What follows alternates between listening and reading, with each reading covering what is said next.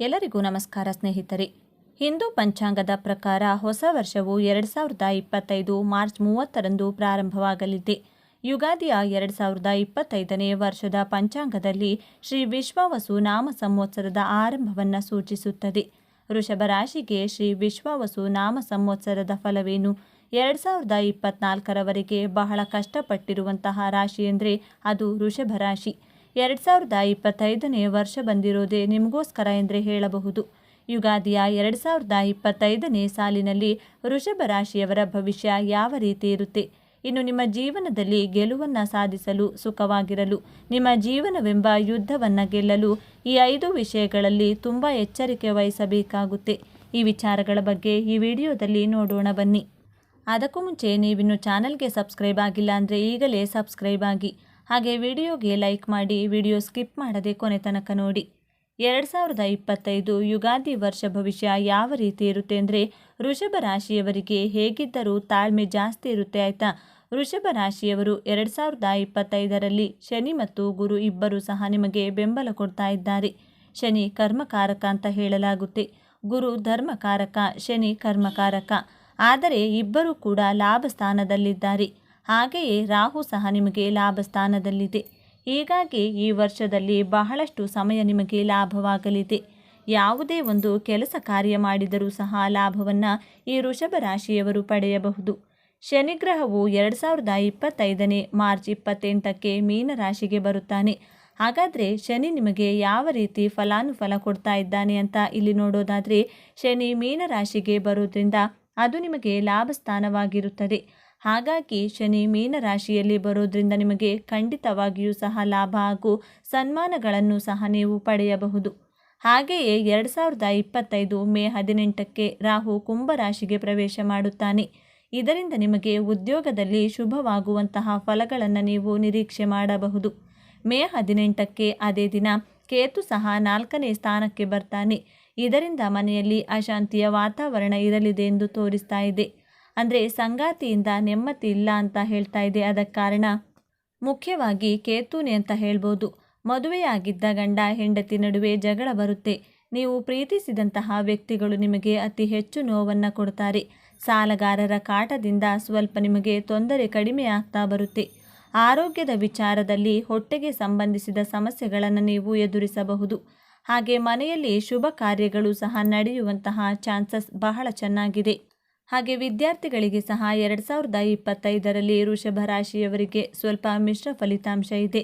ನೀವು ಸ್ವಲ್ಪ ಹಾರ್ಡ್ ವರ್ಕನ್ನು ಇಲ್ಲಿ ಮಾಡಬೇಕಾಗುತ್ತೆ. ವಿದೇಶ ಪ್ರಯಾಣ ಮಾಡುವವರಿಗೆ ಸ್ವಲ್ಪ ಕಷ್ಟ ಇದೆ ಎಂದು ತೋರಿಸ್ತಾ ಇದೆ.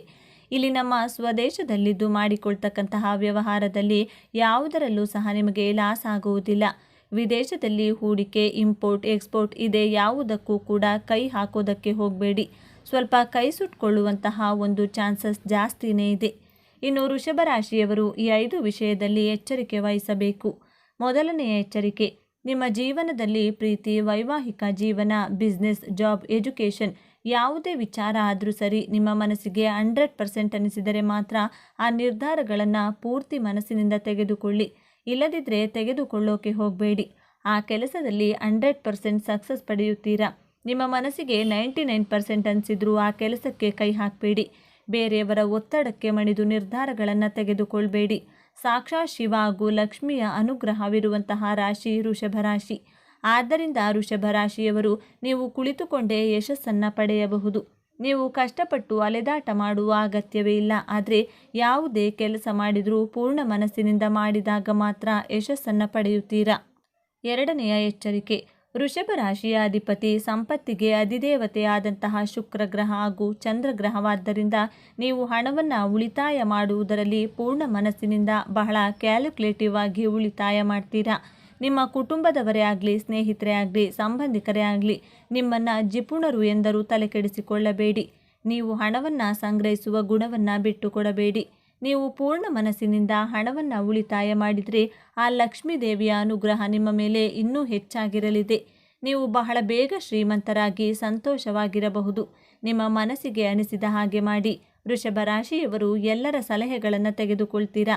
ಆದರೆ ನೀವು ಮಾಡುವುದು ಮಾತ್ರ ನಿಮ್ಮ ಬುದ್ಧಿಗೆ, ನಿಮ್ಮ ಮನಸ್ಸಿಗೆ ತೋಚಿದ್ದೇ ಮಾಡುವುದು. ನಿಮ್ಮ ತನವನ್ನು, ಹಣದ ಉಳಿತಾಯವನ್ನು ಬಿಟ್ಟು ಕೊಡಬೇಡಿ.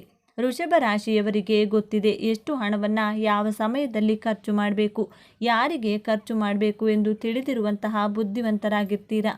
ಮೂರನೆಯ ರಾಶಿ, ನೀವು ಪರ್ಸ್ನಲ್ ಲೈಫ್ ಆಗಲಿ ಅಥವಾ ಪ್ರೊಫೆಷನಲ್ ಲೈಫಲ್ಲೇ ಆಗಲಿ, ನಿಮ್ಮ ವರ್ಕಿಂಗ್ ಪ್ಲೇಸಲ್ಲಿಯೇ ಆಗಲಿ ಮೈಯೆಲ್ಲ ಕಣ್ಣಾಗಿ ಬಹಳ ಎಚ್ಚರಿಕೆಯಿಂದ ಕೆಲಸ ಕಾರ್ಯಗಳನ್ನು ಮಾಡಿದ್ದೇ ಆದರೆ ನೀವು ಹಿಡಿದಂತಹ ಕೆಲಸದಲ್ಲಿ ಸಕ್ಸಸ್ 100% ಗ್ಯಾರಂಟಿ.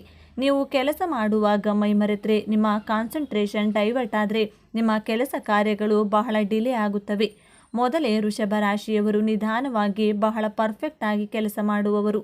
ಆದರೆ ಬಹಳ ಕೇರ್ಫುಲ್ಲಾಗಿ ಮೈಯೆಲ್ಲ ಕಣ್ಣಾಗಿದ್ದು ಕೆಲಸಗಳನ್ನು ಪರ್ಫೆಕ್ಟಾಗಿ ಸಮಯಕ್ಕೆ ಸರಿಯಾಗಿ ಮಾಡ್ತೇನೆ ಎಂದು ಎಚ್ಚರಿಕೆ ಇರಬೇಕು. ನಾಲ್ಕನೆಯ ಎಚ್ಚರಿಕೆ, ನಿಮಗೆ ಕಲೆ, ಸಾಹಿತ್ಯ, ಸಂಗೀತ, ಕ್ರಿಯೇಟಿವಿಟಿ ದೈವದತ್ತವಾಗಿ ಒಲಿದು ಬಂದಂತಹ ವರವಾಗಿದೆ.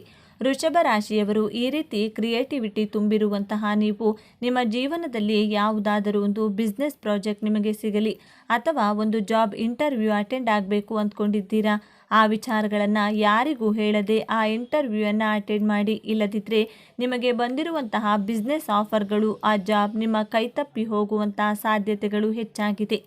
ವೃಷಭ ರಾಶಿಯವರಿಗೆ 2ನೆಯ ಭಾವದಲ್ಲಿ ಮಿಥುನ ರಾಶಿ ಬರುವುದರಿಂದ ಮಿಥುನ ರಾಶಿಯ ಅಧಿಪತಿ ಬುಧ ಗ್ರಹ. ನಿಮ್ಮ ಪ್ಲ್ಯಾನ್ಸ್ಗಳನ್ನು, ನಿಮ್ಮ ಸಕ್ಸಸ್ಗಳನ್ನು ಯಾರಿಗಾದರೂ ಹೇಳಿದರೆ ಬಹಳ ಬೇಗ ಗಾಸಿಪ್ಗಳ ರೀತಿ ಗಾಳಿಯಲ್ಲಿ ಸ್ಪ್ರೆಡ್ ಆಗಿ ನಿಮಗೆ ದೃಷ್ಟಿಯಾಗುವಂತಹ ಚಾನ್ಸಸ್ ತುಂಬಾ ಇದೆ. ಈ ಕಾರಣದಿಂದ ನಿಮ್ಮ ಕೆಲಸ ಕಾರ್ಯಗಳು ಅರ್ಧದಲ್ಲಿಯೇ ನಿಂತು ಹೋಗಬಹುದು. ಆದ್ದರಿಂದ ನಿಮ್ಮ ಕೆಲಸ ಮುಗಿಯುವವರೆಗೂ ಆ ವಿಚಾರಗಳನ್ನು ಬಹಳ ಸೀಕ್ರೆಟ್ ಆಗಿಡುವಂತಹದ್ದು ಎಚ್ಚರಿಕೆ ವಹಿಸಬೇಕು.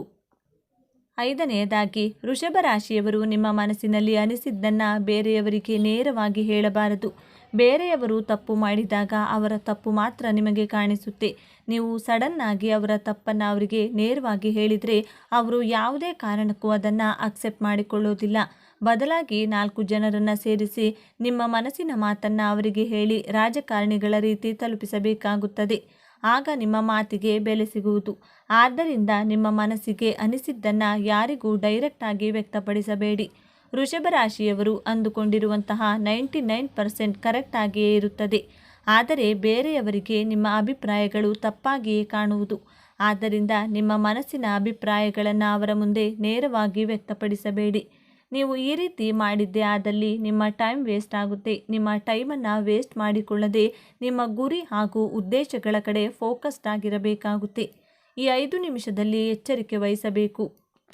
ಪರಿಹಾರ, ನೀವು ನಿಮ್ಮ ಆರೋಗ್ಯದ ಮೇಲೆ ನಿಗಾ ವಹಿಸಬೇಕು ಮತ್ತು ಮಹಾಮೃತ್ಯುಂಜಯ ಮಂತ್ರವನ್ನು ಪಠಿಸುವುದು ಪ್ರಯೋಜನಕಾರಿ. ನೀವು ಜೀವನದಲ್ಲಿ ತೊಂದರೆಗಳನ್ನು ಎದುರಿಸುತ್ತಿದ್ದರೆ ನಿಯಮಿತವಾಗಿ ಶಿವ ದೇವಾಲಯಕ್ಕೆ ಭೇಟಿ ನೀಡುವುದು ಒಳ್ಳೆಯದು. ಇದು ನಿಮಗೆ ತೊಂದರೆಗಳಿಂದ ಸ್ವಲ್ಪ ಪರಿಹಾರವನ್ನು ನೀಡುತ್ತದೆ. ಶ್ರೀ ಮಹಾಲಕ್ಷ್ಮಿಯನ್ನು ಪೂಜಿಸಿ ಮತ್ತು ಶ್ರೀ ಸೂಕ್ತವನ್ನು ಪಠಿಸಿ. ಧರಿಸಬೇಕಾದ ರುದ್ರಾಕ್ಷಿ 9 ಮುಖಿ ರುದ್ರಾಕ್ಷಿಯನ್ನು ಧರಿಸಿ. ಅದೃಷ್ಟ ರತ್ನ ವಜ್ರ. ಶುಕ್ರವಾರ ಇದನ್ನು ಧರಿಸಿ ಲಕ್ಷ್ಮಿ ಪೂಜೆ ಮಾಡಿ. ಶನಿವಾರದಂದು ರಾಹುಕಾಲದ ಸಮಯದಲ್ಲಿ ದುರ್ಗಾ ಮಾತೆಯನ್ನು ಪೂಜಿಸಿ. ಸರಿ ಸ್ನೇಹಿತರೆ, ಈ ಮಾಹಿತಿ ನಿಮಗೆ ಇಷ್ಟವಾದರೆ ಈ ವಿಡಿಯೋನ ಪ್ರತಿಯೊಬ್ಬರಿಗೂ ಸಹ ಶೇರ್ ಮಾಡಿ. ಈ ವಿಡಿಯೋವನ್ನು ತಪ್ಪದೆ ಲೈಕ್ ಮಾಡಿ. ನಮ್ಮ ಚಾನಲ್ಗೆ ಸಬ್ಸ್ಕ್ರೈಬ್ ಆಗಿ. ಎಲ್ಲರೂ ಭಕ್ತಿಯಿಂದ ಓಂ ಶ್ರೀ ಶನೇಶ್ವರಾಯ ನಮಃ ಎಂದು ಕಮೆಂಟ್ ಮಾಡಿ. ಎಲ್ಲರಿಗೂ ಶುಭವಾಗಲಿ. ಧನ್ಯವಾದಗಳು.